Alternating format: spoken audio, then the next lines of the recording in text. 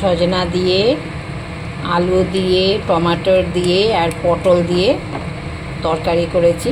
আমার এই তরকারিটা খুবই ভালো লাগে খেতে, আর একটু টক টক লাগে। টমেটো দিয়েছি, কাঁচা টমেটো, তো খুব ভালো লাগে খেতে, আর সবাই পছন্দ করে বাড়িতে আমাদের।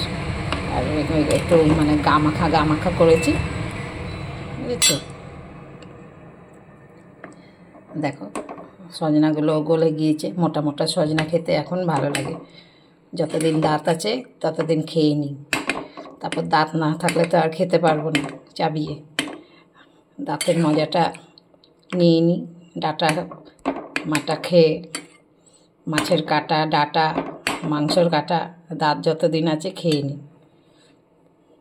তারপর আর এই যে ভাজা করেছি, বেগুন ভাজা, আর এ দেখো আলু সিদ্ধ ছিল ঘরে ফ্রিজে, গোটা গোটা আলুটাকে সিদ্ধ করা ছিল, তো ছাকা তেলে ভেজে দিয়েছি আলুটা, সিদ্ধ আলুটা নুন হলুদ দিয়ে।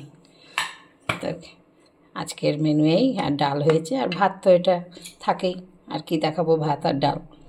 ঠিক আছে, টাটা, রাখি।